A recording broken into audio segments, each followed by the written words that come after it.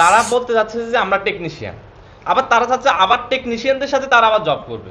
তো এটা তো তাহলে কেমন হয়ে গেল? তুমি ডাক্তার হয়ে কিভাবে নার্সের চাকরি করবা?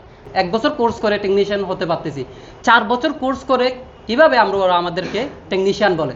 আমাদের কারিকুলামের নামই হচ্ছে ডিপ্লোমা ইন ইঞ্জিনিয়ারিং। সেখানে আমি যদি ডিপ্লোমা পাস করি, আমার সার্টিফিকেট নিয়ে যান, আমার সার্টিফিকেটে লেখা ডিপ্লোমা ইন ইঞ্জিনিয়ারিং পাস। সেখানে আমি কিভাবে আসলে ডিপ্লোমা ইঞ্জিনিয়ার লিখতে পারবো না? এটা তো সরাসরি হচ্ছে অধিকার হরণ করা।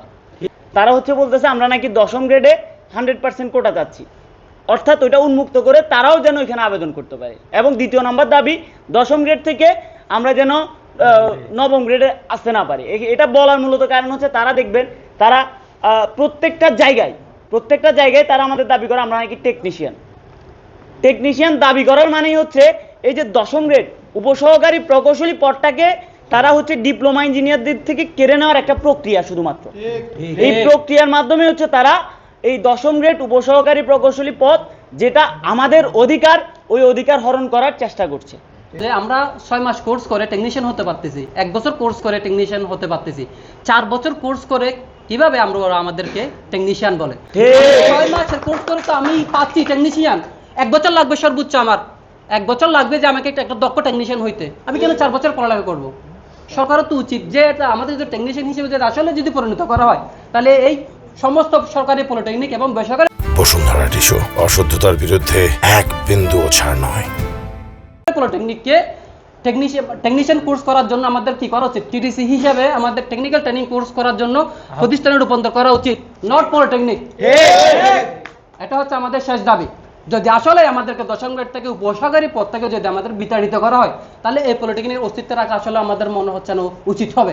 বিচ্ছেদের দাবিটা সম্পূর্ণ অযৌক্তিক এবং দেশকে একটা অস্থিতিশীল পরিবেশে পরিণত করার জন্য একটা চক্রান্ত। সরজমিনে মাঠের মধ্যে ডিপ্লোমা ইঞ্জিনিয়ার যতটুকু ভূমিকা রয়েছে, তার মধ্যে এখানে যারা ক্রেডিটে বিশ্বাসী, যারা দুর্নীতিতে বিশ্বাসী, আপনি দেখেন বাংলাদেশের অবকাঠামোগত উন্নয়নে সবগুলো সহকারী প্রকৌশলী, যেখানে বুয়েটেরা ইঞ্জিনিয়াররা থাকে, তারা দুর্নীতি লুটপাটে বিশ্বাসী হওয়ার কারণে এই দেশের আজকে অবকাঠামোগত উন্নয়নের এই অবস্থা। ঠিক সেখানে ডিপ্লোমা ইঞ্জিনিয়ার বারবার সততা বজায় রাখছে।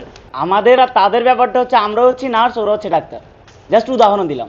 আমরা কখনোই বলছি না যে আমরা তাদের থেকে উচ্চতর পড়ালেখা করছি, হ্যাঁ, উচ্চতর ডিগ্রি সম্পন্ন। আমরা বলছি আমরা ডিপ্লোমা ইঞ্জিনিয়ার, তোমরা হচ্ছে বিএসসি ইঞ্জিনিয়ার। সেক্ষেত্রে তোমাদের আর আমাদের পার্থক্যটা ডাক্তার আর নার্সের মধ্যে। তুমি ডাক্তার হয়ে কিভাবে নার্সের চাকরি করবা? তারা ডাক্তার, এখন ডাক্তার চাকরি না পায়, তারা হচ্ছে নার্সদের যে চাকরিগুলো আছে ওই চাকরিগুলো হচ্ছে হরণ করবে। এটাই হচ্ছে তাদের। একটু যোগ করি, তারা বলতে যাচ্ছে যে আমরা টেকনিশিয়ান, আবার তারা চাচ্ছে আবার টেকনিশিয়ানদের সাথে তারা আবার জব করবে। তো এটা তো তাহলে কেমন হয়ে গেল? তারা আমাদেরকে বলতেছে যে আমরা টেকনিশিয়ান, আবার ওরা ইঞ্জিনিয়ার হয়ে আবার টেকনিশিয়ানদের সাথে কি করতে চাচ্ছে? 10ম গ্রেড আবেদন করতে চাচ্ছে। এটাই তো তাদের দাবির সাথে সাংঘর্ষিক হয়ে যাচ্ছে।